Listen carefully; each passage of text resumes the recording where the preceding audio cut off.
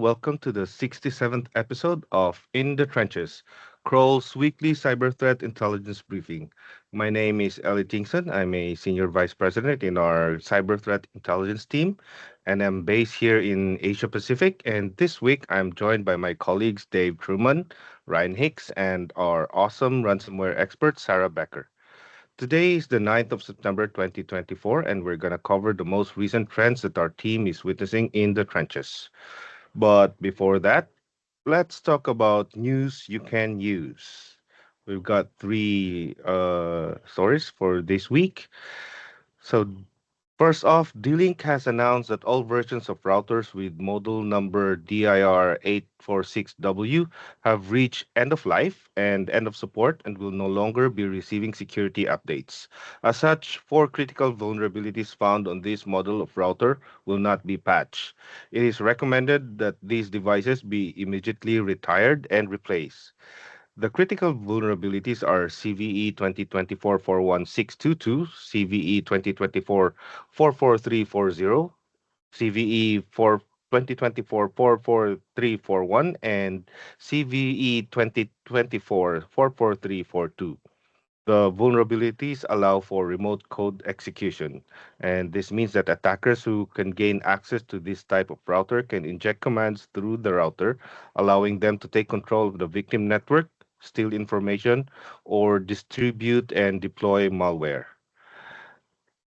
Next off, the trio behind the OTP agency, a once popular phishing as a service platform, has pleaded guilty to charges of conspiracy to make and supply articles for use in fraud. The individuals were arrested in March 2021 by the UK's National Crime Agency.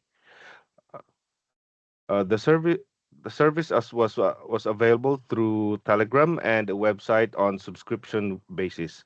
While OTP agency's website and Telegram channels were have been taken down, other groups have adopted the same model and provided similar services. Lastly, researchers have discovered a SQL injection vulnerability in Flycast, a third-party service used by some airlines to manage identity and access for pilots and flight attendants. The researchers were able to log in as an administrator on the Flycast website, where they were able to manage the list of personnel across several systems. KCM allows pilots and flight attendants to bypass security screenings, while CAS manages the availability of jump seats. These are the seats that sit behind the pilots in the cockpit and are often used by other pilots when commuting or traveling. The researchers were able to add new identities to the system without the need for additional authentication.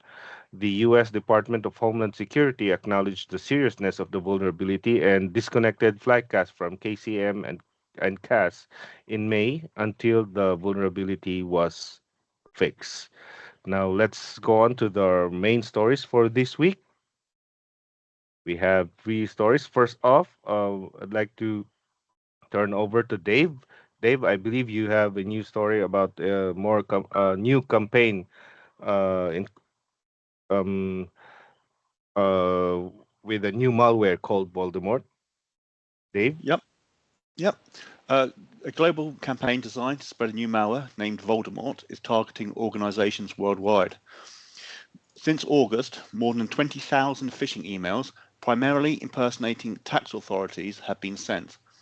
Authorities from many countries, including the US, UK, India, Japan, and France, have been impersonated. The email content is usually themed around changes to tax rules, persuading victims to download a full guide from the embedded link.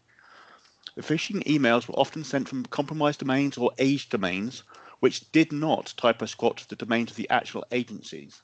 However, the user element of the from address was often given an authority-related name. For example, no reply hmrc.gov.uk at amecanindustrial.com.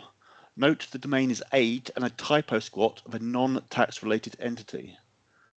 The malware is C-based and its capabilities consist of information gathering and dropping additional payloads, including the infamous Cobalt Strike. One novel aspect to Voldemort is its use of Google Sheets for command and control communication. This provides the malware both an element of stealth and enables it to piggyback on the trust associated with Google domains. For example, the high likelihood outbound connections would be allowed to that domain. The malware utilized DLL hijacking for execution using Cisco Colab host.exe alongside a malicious version of Cisco Spark Launcher.dll in order to execute the malware. It is important to maintain a strong defense in depth strategy, including EDR, perimeter scanning, and educating users to this campaign in order to maximize the risk of early detection, or maximize the probability of early detection. Thank you. Thanks, Dave. That's a very insightful information, especially to educate our users for the incoming tax season. Next up, we turn over to Ryan for a new CEO poisoning campaign. Ryan?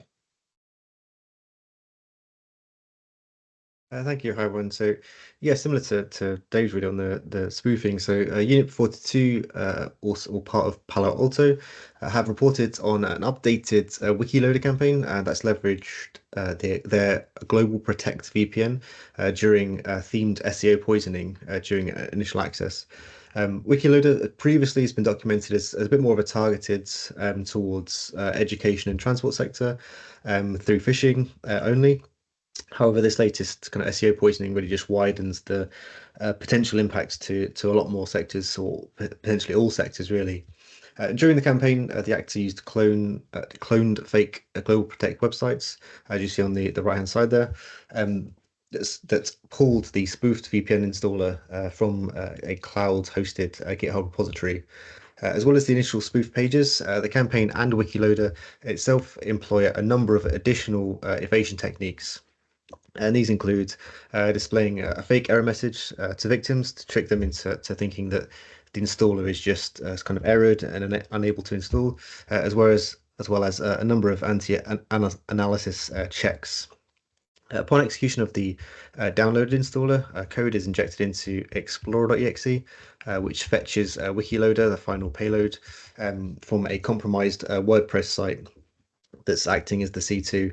And these sort of compromised WordPress sites is really just an additional step that the threat actor is likely using to attempt to evade both detection and attribution kind of throughout this campaign.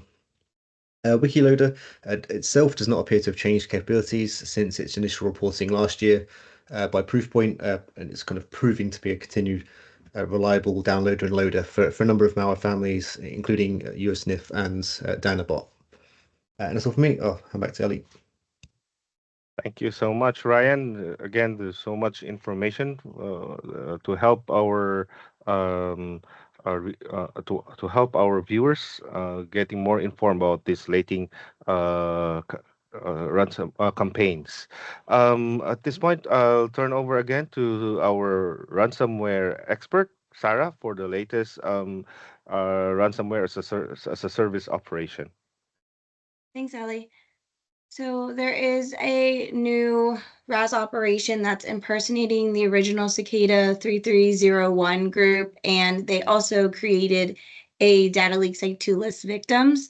This new group has taken the same name and logo as a group that's associated with an online game involving cryptographic puzzles. It's determined that there is likely no connection between those two groups, since the group associated with the online gaming puzzles stated that they don't have an involvement with the ransomware group, and they kind of condemn the behavior and actions of the group. So going over the ransomware group, they do carry out double extortion tactics and operate a data leak site, as I said, utilizing just for victim postings as a part of their campaign. Researchers have recently discovered, though, some overlaps in Cicada 3301 and Alpha V Black Cat, which could possibly indicate either a rebrand or just likely affiliates from the previous groups working for this new ransomware operation. Some of the similarities that were identified were both ransomwares are written in Rust. They use the Cha-Cha-20 algorithm for encryption. Both employ identical VM shutdown and snapshot wiping commands. They both use the same user interface command parameters, so the same file naming convention and the same ransom note decryption method. And another final similarity is they use intermittent encryption on larger files. So researchers also, while they were comparing these similarities, they also discovered that Cicada 3301 may utilize or work with the Brutus botnet for initial access to corporate networks. This botnet was identified in a lot of major VPN brute forcing campaigns that targeted victim organizations like Cisco, Palo Alto, Fortinet, and this botnet was also identified as active 2 weeks after LV shut down their operations. So just having that comparison between the timelines, it kind of makes it relevant for those both groups as what we're seeing. That is all for me, Ellie. Thank you so much, Sarah. Again, a very insightful insightful research and uh, cutting edge knowledge. So, speaking of puzzles, today is actually the International Sudoku Day. Of course, it's September 9th, the ninth day in the ninth month. Sudoku enthusiasts will no doubt notice the date's symbolism. As you know, the goal of the Sudoku game is to fill a 9 by 9 grid so that each column, row, and the 3 by 3 subgrid contains all the digits from 1 to 9. So that's it for us for today. Thank you, everyone, for joining us and for tuning in into this week's Cyber Threat Intelligence Briefing. I hope you find this session very informative. And if you have any questions, or you want to have a follow-up discussion, please feel free to contact the CTI team at cti@kroll.com. Once again, that's cti@kroll.com. With that, I hope everyone have a great week ahead and see you next week. Salamat at mabuhay.